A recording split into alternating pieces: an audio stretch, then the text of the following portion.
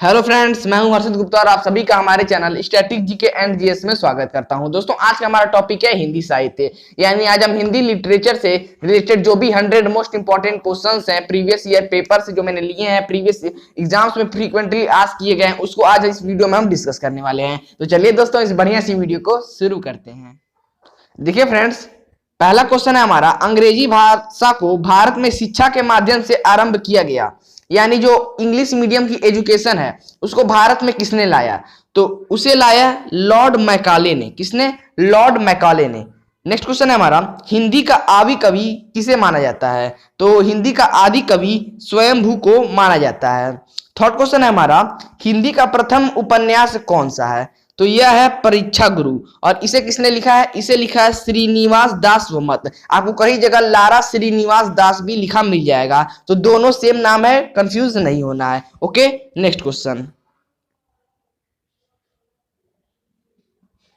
देखिए friends, next question है हमारा, हिंदी का प्रथम एकांकी कौन सा है? तो हिंदी का प्रथम एकांकी है एक घूट। कौन? एक घूट। अब देखिए यहाँ पे हमारे पास एक शब्द आया है एकांकी, तो एकांकी का मतलब जानना आवश्यक है। तो एकांकी को इंग्लिश में हम वन प्ले एक्ट के नाम से भी जानते हैं।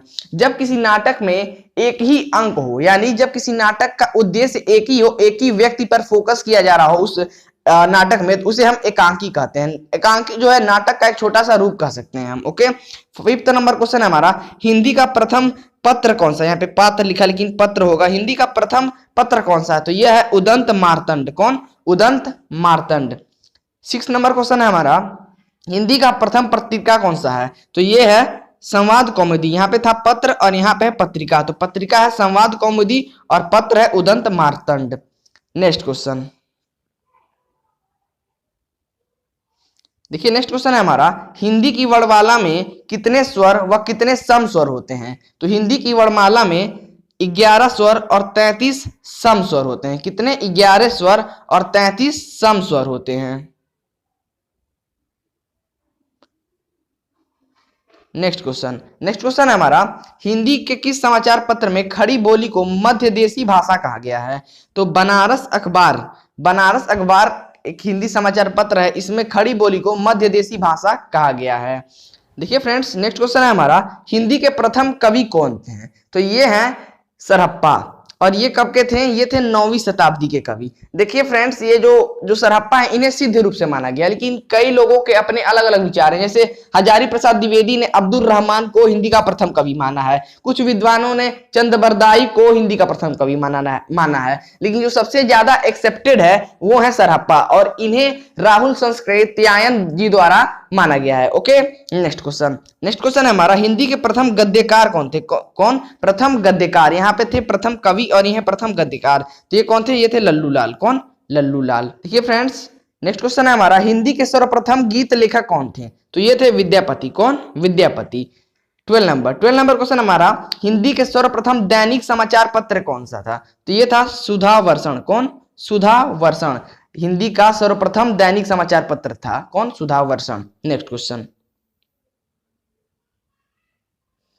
देखिए फ्रेंड्स, 13 नंबर क्वेश्चन हमारा, हिंदी के सर्वप्रथम प्रकाशित पत्र का नाम क्या था? तो ये था उदंत मार्तंड। कौन?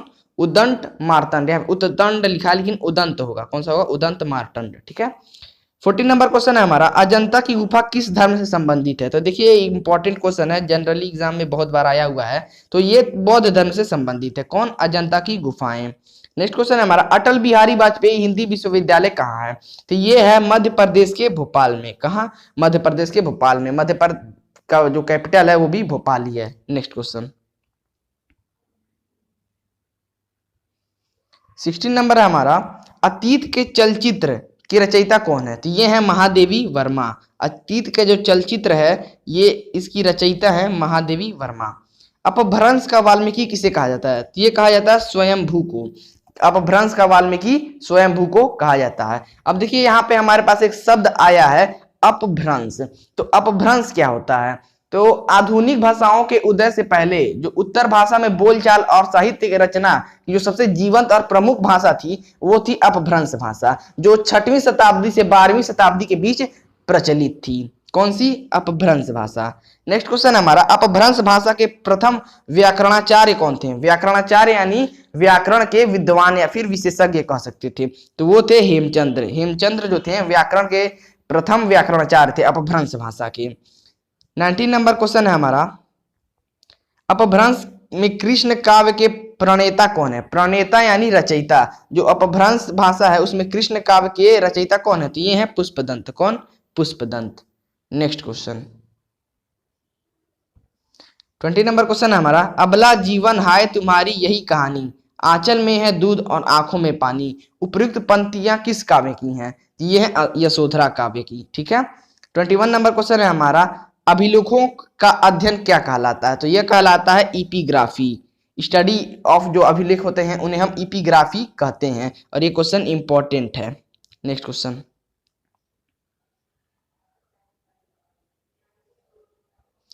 है हमारा, अमीय हलाहल मदभरे श्वेत श्याम रत्नार, जियत मरत झुकी झुकी परत जेही चितवत इकबार। प्रस्तुत पंक्ति के रचयिता कौन है? तो इस पंक्ति का रचयिता है रसलीन। कौन? रसलीन। देखिए दोस्तों, ये जो पंक्ति वाली क्वेश्चन है ये भी एग्जाम में जनरली आती है। सारी पंक्ति तो नहीं आती क्योंकि बहुत सारी कविताएं हैं, लेकिन जो कुछ प्रचलित कविताएं हैं उनकी एक आध दो पंक्ति ऐसी पूछ ली जाती है कि ये किसकी रचयिता, इसकी रचयिता कौन की है या फिर ये किस कविता से जुड़ा हुआ है। 23 नंबर क्वेश्चन है हमारा, अमीर खुसरो ने किसके विकास में अग्रणी भूमिका निभाई? तो खड़ी बोली की जो विकास है इसमें अमीर खुसरो ने अग्रणी भूमिका निभाई।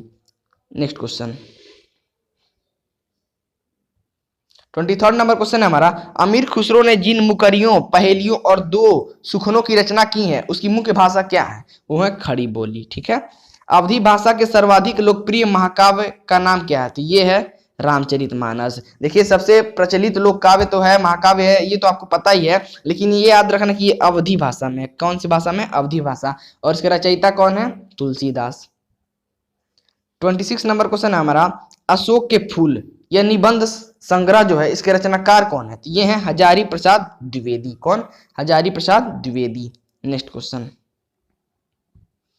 क्वेश्चन है हमारा, अष्टछाप के सर्वश्रेष्ठ भक्त कवि कौन है? तो ये है सूरदास। अब देखिए, यह जो क्वेश्चन है आप लोग को जल्दी समझ में नहीं आया होगा क्योंकि यहाँ पे कुछ टर्म्स हैं जैसे अष्टछाप और भक्त कवि, तो ये आपको समझ में नहीं होगा। तो आप क्लियर कर लीजिए कि अष्टछाप क्या है।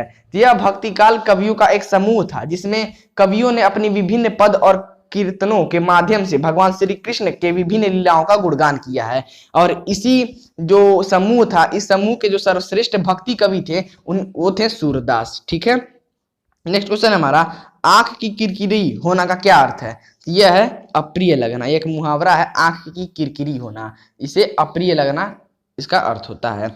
आंसू काव्य के रचयिता कौन है? तो ये है जयशंकर प्रसाद। आंचलिक रचनाएं किनसे संबंधित होती हैं? तो ये किसी क्षेत्र विशेष से संबंधित होती हैं।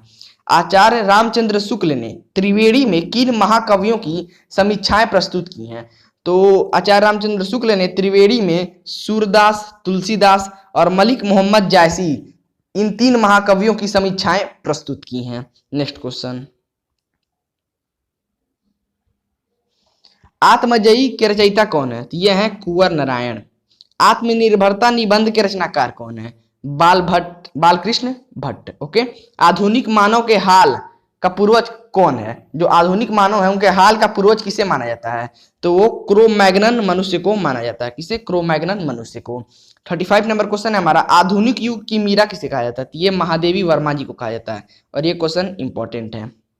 नेक्स्ट क्वेश्चन है हमारा, आधुनिक युग के चरण कौन है? तो ये है रामधारी सिंह दिनकर। देखिए, जो ब्रैकेट में नाम है जैसे दिनकर, तो इससे भी संबंधित क्वेश्चन ऐसे आते हैं कि कोई कवि का नाम दे देता है और पूछ लेता है कि इन्हें शॉर्ट में किसे कहते हैं। जैसे पूछ लिया कि निराला के नाम से किस कवि को जाना जाता है, तो वो जाना जाता है सूर्यकांत त्रिपाठी को। तो इस तरह से भी क्वेश्चन आते हैं, इसलिए जो ब्रैकेट वाले नाम है उन पर थोड़ा विशेष ध्यान दीजिएगा। 37 नंबर क्वेश्चन है हमारा, आंध्र प्रदेश की राजकीय भाषा कौन है? तो ये है तेलुगु भाषा। ठीक है। नेक्स्ट क्वेश्चन, 38 नंबर क्वेश्चन है हमारा, आसमान पर चढ़ाने का अर्थ क्या होता है? तो आसमान पर चढ़ाने का अर्थ होता है अत्यधिक प्रशंसा करना। इतिहास शब्द का शुद्ध विशेषण क्या होगा? ये होगा ऐतिहासिक। क्या? ऐतिहासिक। ईदगाह कहानी के रचनाकार कौन है? तो ये है मुंशी प्रेमचंद। उर्दू किस भाषा का शब्द है? उर्दू अपने आप में एक भाषा है, लेकिन जो उर्दू शब्द है यह किस भाषा से लिया गया? तो यह तुर्की भाषा से लिया गया है। नेक्स्ट क्वेश्चन है हमारा, एक नार पियो को भानी तन वाको सगरा ज्यो पानी, यह पंक्ति किस भाषा की है? तो यह है ब्रज भाषा की। कौन सी भाषा की? ब्रज भाषा की। एक भारतीय आत्मा किसे कहा जाता है? तो यह कहा जाता है माखनलाल चतुर्वेदी जी को। ऑस्ट्रिक भाषा समूह की भाषाओं को बोलने वालों को क्या कहा जाता है? तो उन्हें किरात कहा जाता है। क्या कहा जाता है? किरात। जो ऑस्ट्रिक भाषा बोलते हैं तो उन भाषाओं को बोलने वालों को एक समूह में हम किरात कहते हैं। ठीक है। कटकटान कपि कुंजर भारी दूहू भुजदंड तमकी महिमारी, डोलत धरनी सभापत खसे चले भाजी भय मारुत ग्रसे। यह पंक्तियां के रचयिता कौन है? तो इस पंक्ति के रचयिता है तुलसीदास जी।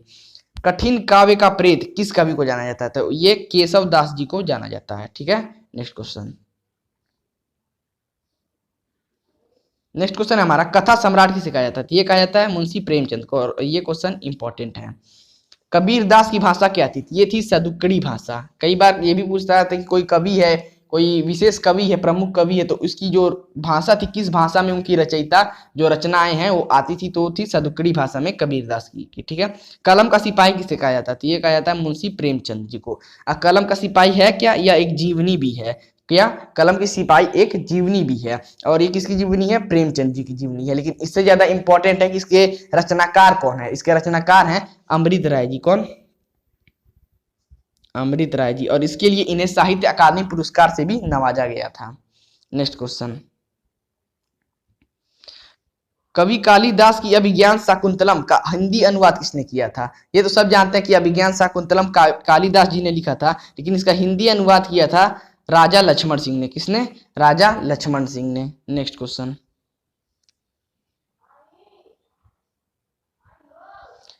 कस्तूरी कुंडल बसे किसकी आत्मकथा है? ये है मैत्रेयी पुष्पा की। किसकी? मैत्रेयी पुष्पा की। कादंबरी के लेखक कौन है?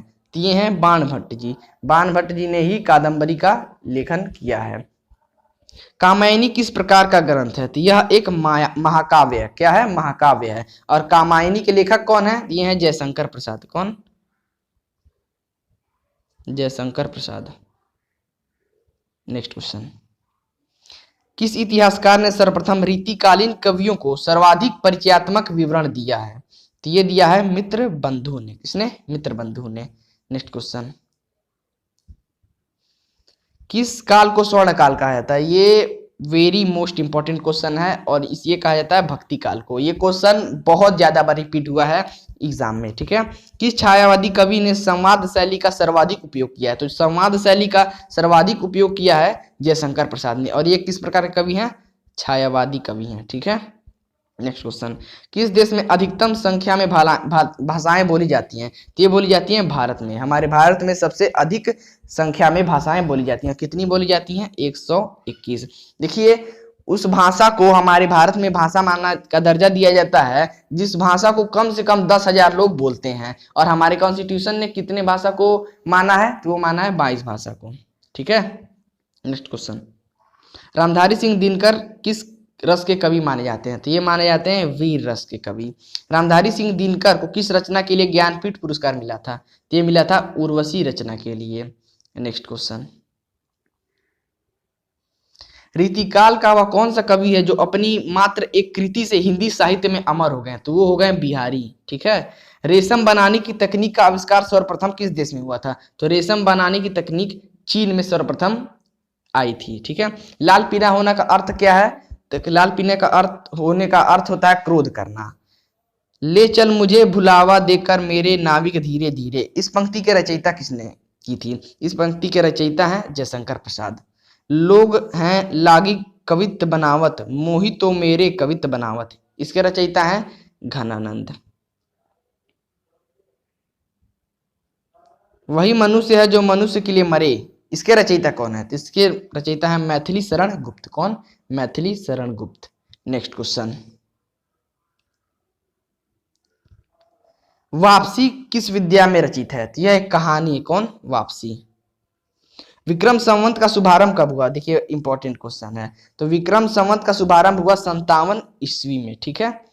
विद्यापति की पदावली किस भाषा की है? देखिए पहली बात तो ये जो पदावली है इसे विद्यापति जी ने लिखा है और ये किस भाषा में है? ये मैथिली भाषा में है। वीर गाथा काल के सर्वश्रेष्ठ कवि किसे माना जाता है? तो ये माना जाता है चंद बरदाई को। किसे? चंद बरदाई को वीर गाथा काल का सर्वश्रेष्ठ कवि माना जाता है। अब वीर गाथा काल को आदि काल भी कहा जाता है और ये कब से कब तक था? तो 1050 ईस्वी से लेकर 1375 ईस्वी तक को वीर गाथा काल कहा जाता है। क्या कहा जाता है? वीर गाथा काल। नेक्स्ट क्वेश्चन, वीरों को कैसा हो वसंत कविता के रचयिता कौन है? तो ये है सुभद्रा कुमारी चौहान। कौन? सुभद्रा कुमारी चौहान। व्यवस्था प्रियता और विद्रोह के विलक्षण संयोग किस प्रयोगवादी कवि में सबसे अधिक मिलते हैं? तो ये मिलते हैं अज्ञेय में। किसमें? अज्ञेय में। जो व्यवस्था प्रियता और विद्रोह का जो विलक्षण का संयोग है ये सबसे ज्यादा अज्ञेय में मिलते हैं। और ये किस प्रकार कवि थे? प्रयोगवादी कवि थे। ये भी जो छोटी छोटी चीजें हैं आप याद रखेंगे। अगला क्वेश्चन है हमारा, शिव शंभू के चिट्ठे से संबंधित रचनाकार कौन है? तो ये है बाल मुकुंद गुप्त। शिव बावनी के रचनाकार कौन है? तो ये भूषण है। और शिव शंभू के चिट्ठे ये बाल मुकुंद गुप्त ने लिखी है और शिव बावनी के भूषण। तो कंफ्यूज नहीं होना है। शून्य की खोज किसने की? वेरी इजी, आर्यभट्ट ने। शेष कादंबरी के रचयिता कौन है? तो ये है अलका सरावगी। कौन? अलका सरावगी। और कादंबरी के कौन है? तो वो थे बाणभट्ट, अभी ऊपर हमने बताया है। श्रद्धा किस कृति की नायिका है? तो जो कामायनी जो कृति है इसकी एक नायिका है। कौन? श्रद्धा। ठीक है। नेक्स्ट क्वेश्चन, और कामायनी किसने लिखा है? अभी ऊपर बताया, जयशंकर प्रसाद ने। अगला क्वेश्चन है हमारा, बहुत इंपॉर्टेंट क्वेश्चन है। संविधान की 8वीं अनुसूची के अनुसार कितनी भाषाओं को राजभाषा के रूप में संवैधानिक मान्यता प्राप्त है? तो अभी मैंने ऊपर बताया कितनी भाषाओं को? 22 भाषाओं को संवैधानिक मान्यता प्राप्त है भारत में। ठीक है। और किस अनुसूची के अनुसार है? ये है 8वीं अनुसूची के अनुसार। ठीक है। नेक्स्ट क्वेश्चन, संविधान की 8वीं अनुसूची में शामिल की गई 4 नई भाषाएं कौन सी हैं? तो वो हैं संथाली, मैथिली, बोडो और डोगरी। ये 4 भाषाएं जो 8वीं अनुसूची थी हमारे संविधान की, इसमें हम चारों भाषाओं को राजभाषा का दर्जा दिया गया। संविधान के किस अनुच्छेद के अनुसार हिंदी भारत की राजभाषा? क्या है? हिंदी भारत की राजभाषा है। तो ये अनुच्छेद 343(1) के अनुसार जो हिंदी है को भारत की राजभाषा का दर्जा दिया गया है। देखिए दोस्तों, 81 नंबर क्वेश्चन हमारा, संसद से सड़क तक इस काव्य के रचनाकार कौन है? इस काव्य के रचनाकार है सुदामा पांडे और इन्हें हम धूमिल नाम से भी जानते हैं। संस्कृत की सर्वाधिक प्रभावित द्रविड़ भाषा कौन सी है? तो यह है तेलुगु भाषा। और जो तेलुगु भाषा है वो संस्कृत से बहुत हद तक मिलती जुलती है और यह एक द्रविड़ भाषा है। कैसी भाषा है? द्रविड़ भाषा है। संस्कृत के 4 अध्याय यह किसकी रचना है? यह रचना है रामधारी सिंह दिनकर जी की। नेक्स्ट क्वेश्चन, सखी वे मुझसे कुछ कह कर जाते, इस पंक्तियों के रचयिता कौन है? इस पंक्ति के रचयिता है मैथिली शरण गुप्त जी। सबसे पहले अपनी आत्मकथा हिंदी में किसने लिखी? तो यह लिखा था राजेंद्र प्रसाद जी ने।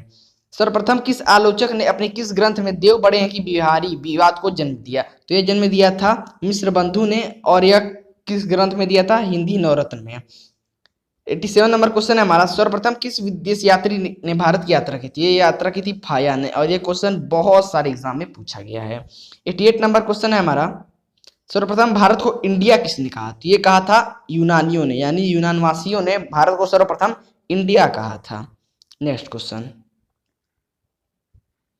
सर्वप्रथम भारतवर्ष का जिक्र किस अभिलेख में मिला? तो सर्वप्रथम भारतवर्ष का जो जिक्र है यह मिला था हाथी गुफा अभिलेख में। किसमें? हाथी गुफा अभिलेख में। साच बराबर तप नहीं, झूठ बराबर पाप। इस पंक्ति के रचयिता कौन है? इस पंक्ति के रचयिता है कबीरदास जी।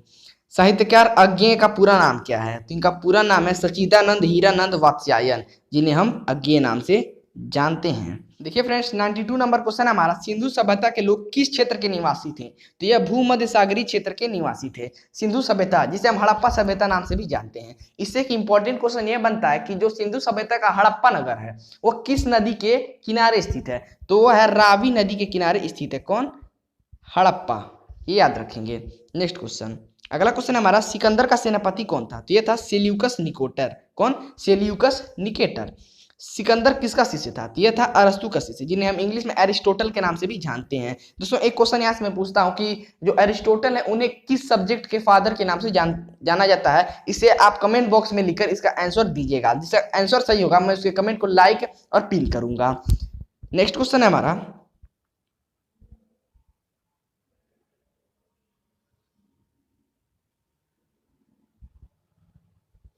सिद्धों की उद्धृति रचनाओं की काव्य भाषा क्या है? तो उनकी रचनाओं की काव्य भाषा देश भाषा मिश्रित अपभ्रंश, यानी जिसे हम पुरानी हिंदी के नाम से भी जानते हैं। ये सिद्धों की जो उद्धृत रचनाएं हैं उनकी एक काव्य भाषा है। 96 नंबर क्वेश्चन है हमारा, सुंदर परम किशोर बैक्रम चंचल नयन विशाल कर मुरली सिर मोर पंख पीताम्बर उन बनमाल। इस पंक्ति के रचनाकार कौन है? इसके रचनाकार हैं सूरदास जी। सुभाषित वली के लेखक कौन है? इसके लेखक हैं मयूर। सुदर्शन झील का पुनर्निर्माण किसने करवाया था? इसका निर्माण करवाया था, पुनर्निर्माण करवाया था स्कंदगुप्त ने। अब देखिए बात आया सुदर्शन झील का, तो सुदर्शन झील का निर्माण पुष्यगुप्त ने कराया था। किसने? पुष्यगुप्त ने, याद रखेंगे। और जो सुदर्शन झील है वर्तमान में सौराष्ट्र के गिरिनगर के सवर्ण रेखा नदी पर स्थित है। 99 नंबर क्वेश्चन है हमारा, सुहाग के नुपुर के रचयिता कौन है? तो इसके रचयिता है अमृतलाल नागर। कौन? अमृतलाल नागर जो है सुहाग के नुपुर के रचयिता हैं। Last but not the least 100 number question है हमारा, सूरदास के गुरु कौन थे? तो यह थे वल्लभाचार्य। अभी देखिए जो वल्लभाचार्य हैं, मैंने पीछे जो अष्टछाप नाम का जो समूह था इसकी जो स्थापना की थी वह वल्लभाचार्य जी महाराज ने ही की थी, और एक किसके गुरु थे? सूरदास के गुरु थे। तो देखिए फ्रेंड्स, ये था आज का हमारा वीडियो जिसमें हमने हिंदी साहित्य के यानी हिंदी लिटरेचर के 100 most important and most repeated questions को बहुत अच्छी तरीके से डिस्कस किया है। उम्मीद है इस वीडियो से आपको कुछ अच्छा सीखने को मिला होगा। वीडियो से जुड़ी अपनी कोई भी राय और डाउट है या सजेशन है उसे कमेंट बॉक्स में जरूर मेंशन करें। बाकी अगर ये वीडियो आप फेसबुक पे देख रहे हैं तो हमारे पेज को फॉलो करें, इस वीडियो को लाइक करें। अगर यूट्यूब पे देख रहे हैं तो चैनल को सब्सक्राइब करें। तब तक के लिए जय हिंद, जय भारत, धन्यवाद।